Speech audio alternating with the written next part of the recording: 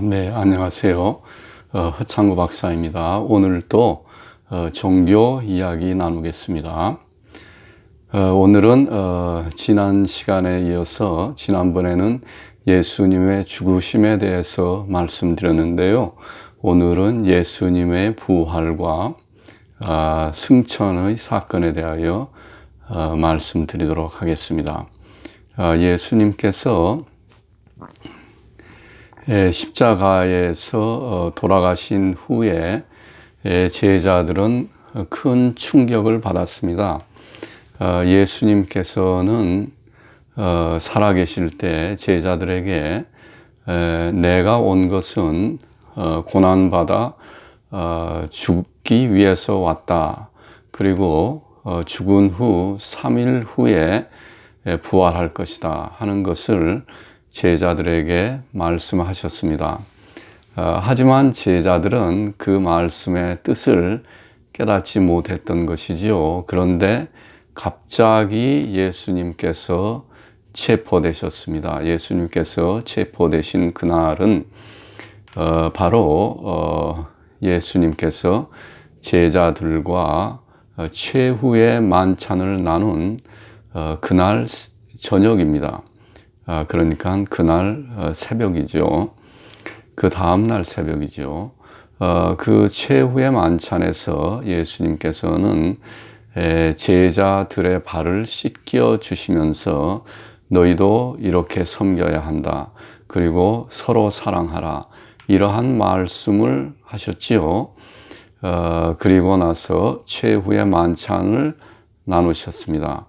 그리고 최후의 만찬을 제자들과 나눈 이후에 예수님께서는 동산에 기도하러 올라가셨습니다. 그리고 밤새 기도하셨는데요. 예수님께서는 아버지여 이 잔을 피할 수 있거든 피하게 하여 주십시오 하고 기도를 하셨지요. 그러나 나의 뜻이 아니고 아버지의 뜻대로 하소서 하면서 밤새 기도하시고 그 새벽에 바로 가룟 유다와 로마 군사에 의해서 체포가 되었습니다. 그러니까 최후의 만찬을 마치신 후 기도하시러 산에 올라서 기도하시고 그 다음 새벽에 체포되신 후에 9시경에 형을 받고 십자가를 지시고 골고다 언덕으로 올라가셔서 그곳에 십자가의 정오에 달리셔서 3시경에 죽으셨습니다. 그리고 무덤에 묻혔지요. 그 당시에 무덤이라는 것은 우리 그 한국이나 이 미국에서 하는 무덤과는 달랐습니다. 이 한국이나 미국에서는 땅을 파고 그리고 그 속에 이제 관을 넣고 다시 이제 흙을 덮고 하는 형식인데요. 당시 그 유대의 무덤은 바위에 굴을 파고 바위 굴 속에 시신을 놓고 어떤 관이나 없이 바로 시신을 놓고 그 돌 바위 속에 그 굴의 문을 큰 돌로 막아두는 것이었습니다. 큰 돌을 가지고 입구를 막는 것이죠. 그와 같은 형태의 무덤이었습니다. 그런데 예수님께서도 그와 같은 형식으로 무덤에 묻히신 것입니다. 그런데 무덤에 묻히시고 나서 큰 충격을 받은 제자들은 큰 슬픔에 잠겼을 것입니다. 자신들이 주로 믿고 따르던 그 예수님께서 갑자기 그렇게 체포되셔서 이렇게 엄청난 그 형벌을 받으시고 죽으셨기 때문에 그 충격은 이루 말할 수가 없었겠지요. 그래서 뿔뿔이 흩어졌던 제자들이 예수님께서 이제 무덤에 묻히고 난 이후에 서로 연락이 되어서 한 군데 모여 있었을 것입니다.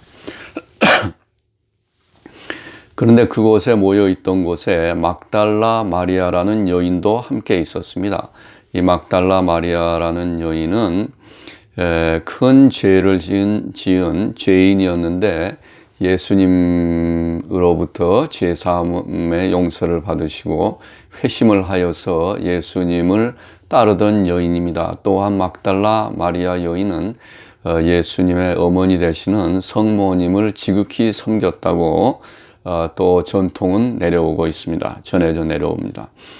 이 막달라 마리아 여인께서 이른 아침 새벽에 바로 이틀 후인 금요일날 목요일날 최후의 만찬을 하시고 금요일날 십자가에 돌아가시고 토요일, 일요일이 바로 장사한 지 3일째 되던 날입니다. 일요일 새벽에 동이 트자마자 예수님의 무덤으로 가보았습니다. 그때 예수님의 무덤의 문이 열려 있었던 것이죠. 그래서 놀란 막달라 마리아는 그 무덤을 들여다보자 그곳에 천사가 있었습니다. 천사가 마리아에게 말하기를, 막달라 마리아 여인에게 말하기를, 어찌하여 산 자를 죽은 자 가운데서 찾느냐? 예수님은 부활하셨다. 이렇게 말씀을 하셨어요. 천사가. 그래서 이 마리아 여인은 놀라서 빨리 뛰어가서 제자들에게 이 사실을 알린 것입니다. 그러자 제자들 중에 베드로와 요한이 확인하기 위해서 무덤으로 빠르게 달려갔습니다. 이와 같이 무덤으로 달려가는 베드로와 요한은 어떤 생각이 있었을까요? 달려가면서 저는 이렇게 생각합니다.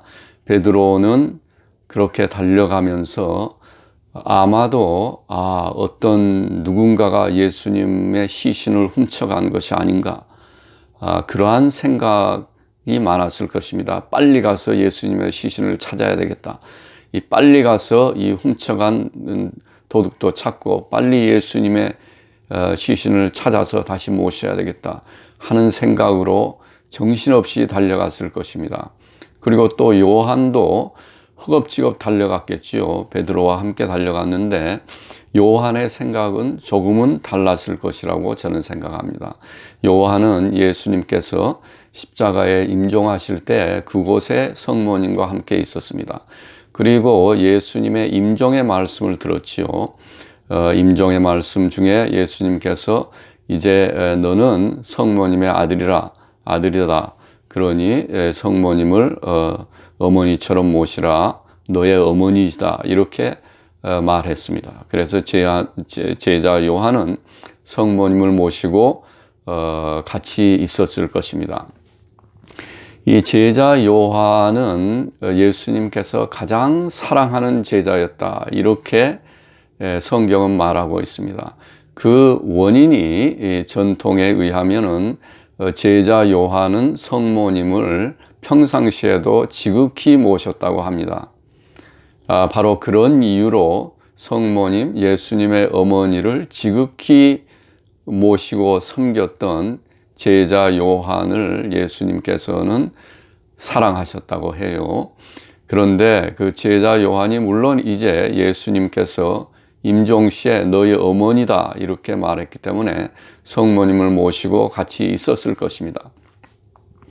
그런데 예수님을 잃은 제자 요한은 너무나 큰 충격과 실망으로 인해서 절망 속에 큰 슬픔에 잠겨 있었을 것입니다. 그랬을 때 아마도 성모 마리아께서는 제자 요한이 절망하고 슬픔에 잠겨 있는 모습을 보고 아마 이렇게 말씀하셨을 것입니다. 마리아께서는 나의 사랑하는 아들 요한아,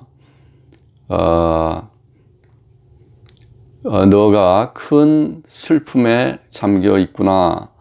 하지만 예수님께서 평소에 하신 말씀을 생각해 보아라. 예수님께서는 고난받아 죽으시고 죽은 지 사흘 만에 부활하신다고 말씀하시지 않았는가? 예수님은 부활하실 것이다. 이렇게 말씀을 하셨을 거예요. 당시에 예수님이 부활하실 것이라는 것을 조금이라도 알고 있던 제자는 아무도 없었을 것입니다. 너무나 갑작스럽게 당한 일이었기 때문에 그렇지요. 하지만 전해오는 전통에 의하면 성모님은 그 사실을 짐작하고 있었다고 해요. 성모님께서는 예수님께서 부활하실 것이라는 것을 그와 같은 믿음을 갖고 계셨다고 합니다. 이 제자 요한이 예수님께서 아마 혹시 부활하셨을지도 모르겠구나 하는 생각을 하고 있다는 것은 성경의 기록을 보아서도 우리가 짐작할 수 있습니다. 그 무덤에 도착한 것은 제자 요한이 먼저 도착했어요. 뛰어올 때 제자 요한이 먼저 도착했는데 그 성경에 의하면은 뒤에 온 베드로가 먼저 무덤 속으로 들어갔다, 이렇게 기록되어 있습니다. 그것은 우리가 그 현장으로 가서 보면은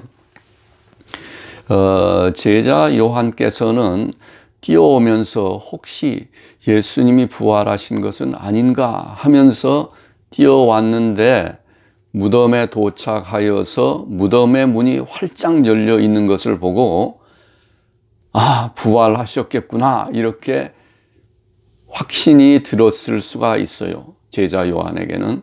왜냐하면은 예수님의 임종을 지켜보았고 또한 성모님으로부터도 예수님이 부활하실 것이라는 말씀을 들었기 때문에 제자 요한이 아마도 무덤에 왔을 때 예수님께서 부활하셨겠다, 이러한 확신이 든 것은 아마도 그 무덤에 만약에 어떤 사람이 예수님의 시신을 훔쳐가면은 예수님의 그 무덤의 문을 열 때 한 반 정도만 열고 시신이 빠져나갈 수 있을 정도만 열은 후에 시신을 훔쳐서 그럴 가능성이 있습니다. 하지만은 그 당시 무덤의 문이 열린 상태는 아마도 이러했을 것입니다. 그렇게 무겁고 큰 바위돌이, 무덤을 막고 있던 바위돌이 활짝 문이 열려서 아마도 먼 곳에 약 10m나 20m 되는 곳으로 옮겨져 있었을 가능성이 있어요. 그래서 제자 요한은 그것을 보는 순간 이것은 사람들이 훔쳐간 것이 아니다, 이 시신을 훔쳐간 것이 아니고 부활하신 것이 확실하다, 이렇게 확신하셨을 수 있습니다. 물론 이것은 저의 생각이고 저의 믿음일 뿐입니다. 그래서 제자 요한이 그렇게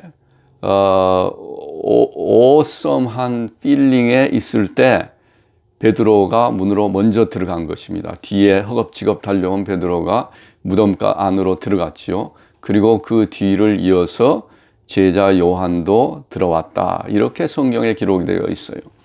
그래서 그러한 정황을 보았을 때 아마도 제자 요한은 예수님의 부활을 조금은 알고 있었다, 이렇게 저는 믿고 있습니다.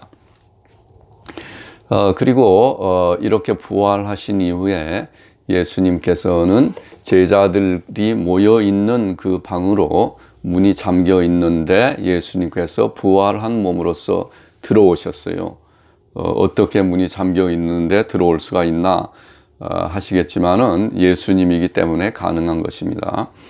부활하신 예수님이기 때문에 들어오셔서 제자들과 함께 하기도 하고, 또 40일 동안 제자들과 함께 이 땅에 머물렀습니다.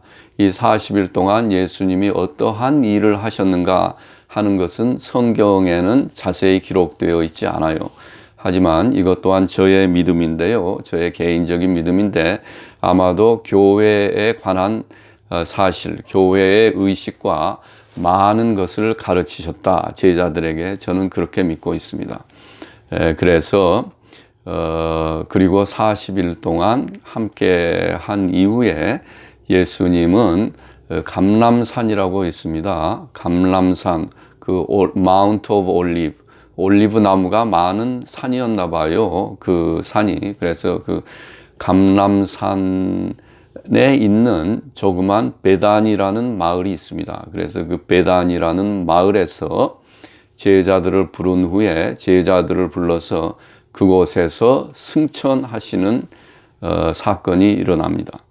예수님의 승천은 어찌 보면은 예수님의 부활보다도 훨씬 더 큰 의미가 있고 제자들에게 너무나 엄청난 충격적인 사건입니다.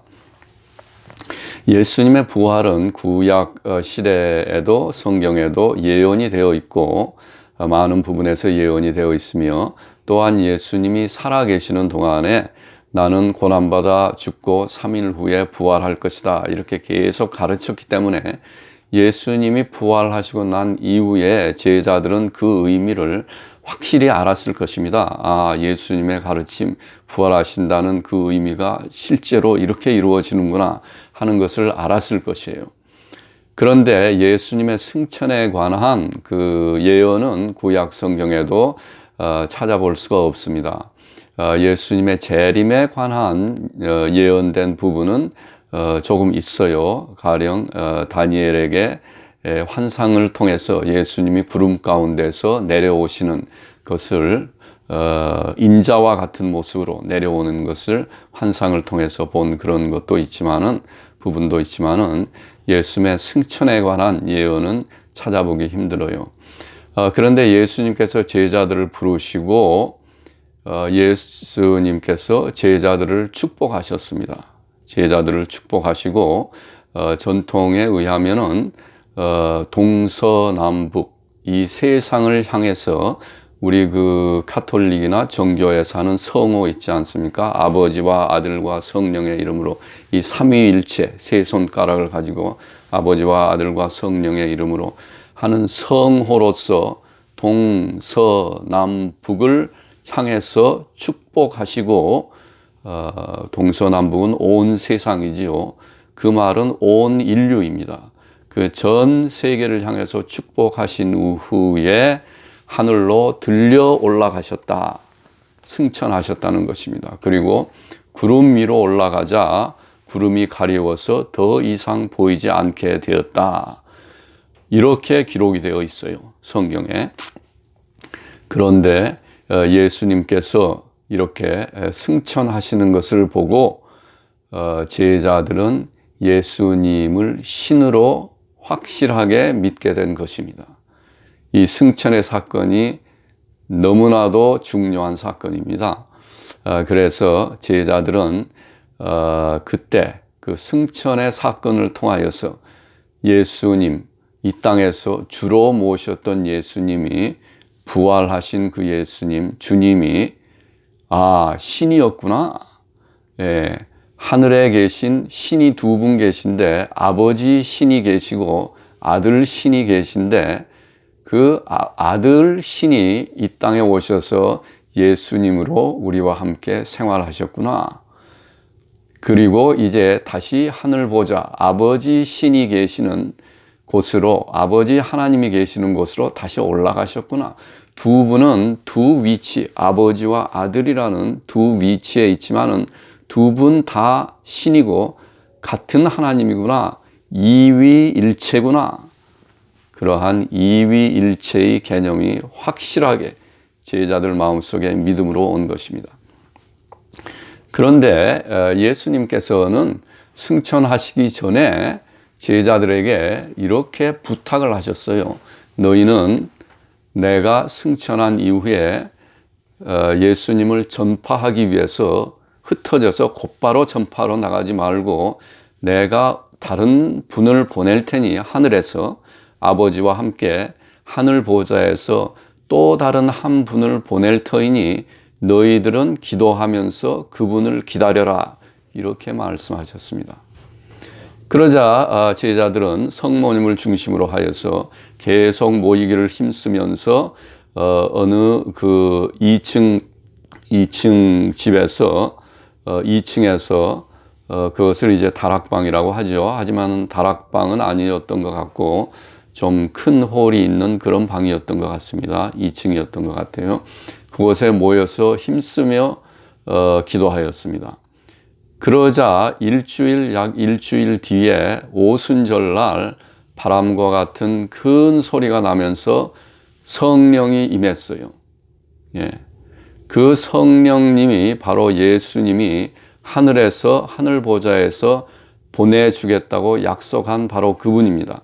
그래서 오순절날 다락방에서 성모님을 중심으로 제자들이 모인 가운데서 성령이 큰 바람과 같은 소리를 내며 임했고, 그 임하신 성령이 불로 임했는데 불로 제자들의 머리 위에 머물다가 제자들의 입속으로 들어갔다고, 성경에는 입으로 들어간 것은 기록되어 있지 않지만은 전통에는 그렇게 전해져 내려오고 있습니다. 이 미사를 보면은, 가톨릭이나 정교에서 하는 미사를 보면은 성체를 받을 때 입을 벌려서 받지 않습니까? 그와 유사한 모습으로 성령의 불이 제자들의 입속으로 들어갔다 하는 것이에요. 그래서 성령을 받은 이후에 제자들은 이제 뿔뿔이 흩어져서 예수님에 관한 증거를 전하기 시작한 것입니다. 그렇게 해서 오늘에 이른 것입니다. 그래서 성령이 임한 이후에 제자들은 이 성령님이란 분이 하늘 보좌에서 오신 것인데, 이 성령님은 아버지와 예수님이 보내신 분으로 이 세 분은 모두 다 같은 하나님이구나, 같은 품성을 가지고 있구나, 삼위일체의 이론이 제자들의 마음속에 확실히 새겨진 것입니다. 성령 강림을 통하여서 사실은 기독교의 가장 근본적인 교리인 삼위일체가 제자들의 마음속에 새겨진 것이에요. 흔히 삼위일체의 교리는 로마 제국에서 그리스도교가 국교로 되면서 교회의 지도자들인 주교들이 모여서 이렇게 종교를 만들기 위해서 만들었다, 이렇게 생각하는, 그렇게 말하는 사람들이 있는데, 그분들은 기독교, 그리스도교의 본질을 모르는 분들입니다.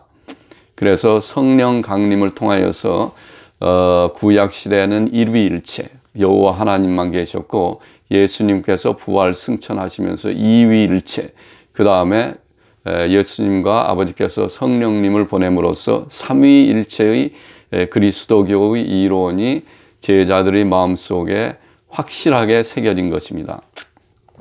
그래서 오늘은 예수님의 부활과 승천, 그리고 성령 강림을 통하여서 삼위일체의 그리스도교의 이론이 확실하게 제자들이 마음속에 새겨졌다 하는 말씀을 드렸습니다.